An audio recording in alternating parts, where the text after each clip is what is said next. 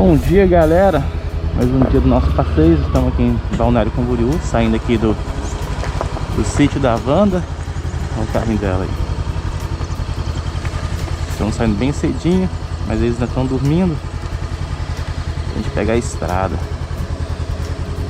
Próximo ponto de referência vai ser Ribeirão Preto, é quase 900 quilômetros daqui. Vamos tentar chegar lá hoje. Pode subir, meu amor. Tomara que dê certo a gente conseguir chegar lá. Senão a gente para em alguma cidadezinha antes.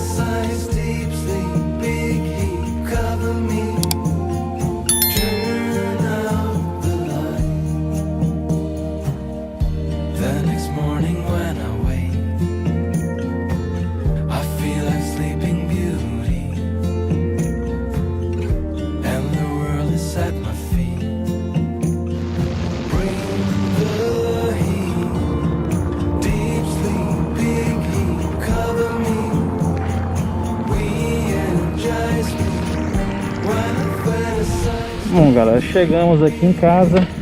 Fim do projeto Férias sobre rodas. São 6h35.